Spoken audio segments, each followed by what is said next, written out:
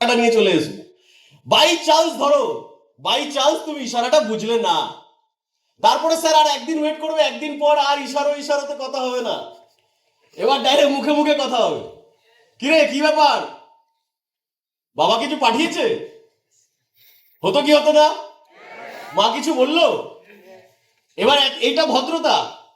আর একটু কিছুদিন, এক দুদিন লেট হয়ে গেছে, হয়তো বাবার মাইনেটা লেট হয়েছে, মায়ের কাজের থেকে টাকা দেয়নি, কোনো একটা রিজনে দুদিন লেট হয়েছে, 3 দিনের দিন পুরো পুরো পুরো ব্যাচ বসে আছে, পুরো ব্যাচের সামনে। আমাদের লাইফে কি চলছে কেউ জানে? কত ছেলেমেয়েরা আছে যারা পড়াশোনা করে টাকাই দেয় না। হ্যাঁ, কত ছেলেমেয়েরা আছে যারা পড়াশোনা করে টাকাই দেয় না। আমরা তো ভদ্রতা খাতিরে মুখে চাইতেও পারি না টাকাটা, তাদের তো একটা বিবেক থাকা দরকার।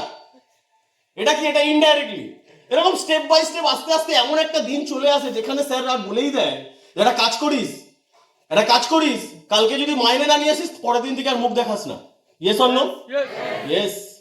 কিন্তু আমরা এতটাই লাকি, এতটাই আমরা লাকিয়েস্ট পিপল, আমরা এমন একটা সিস্টেমে আছি, এই সিস্টেমে যারা আমাদের থেকে অনেক বেশি নলেজেবল, যারা আমাদের থেকে অনেক বেশি টাকা রোজগার করে, তারা উইদাউট এনি ফিজ আমাদেরকে এসে তারা কি করে টাকাটা রোজগার করেছে, তারা কি করে নিজের নলেজটা বাড়িয়েছে, তারা কি করে এগিয়ে গেছে, সেটা ফ্রি অফ কস্ট এখানে জানাচ্ছে।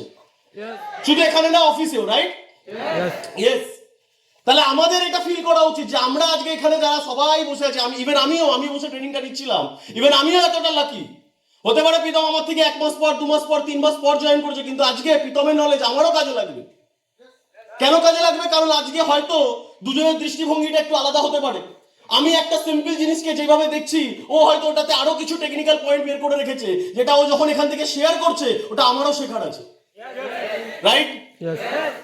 এইরকম ভাবে এখানে বসে থাকা প্রত্যেকটা মানুষ আমাদেরকে ভাবতে হবে যে আজকে একদিন যদি আমাকে এই স্টেজে দাঁড়াতে হয়, দাঁড়িয়ে আমাকেও কিছু কথা বলতে হয়, আমাকেও আমার নলেজটা শেয়ার করতে হয়, তাহলে আজকে ওই দিন, যেই দিনকে আমাকে রেডি হতে হবে।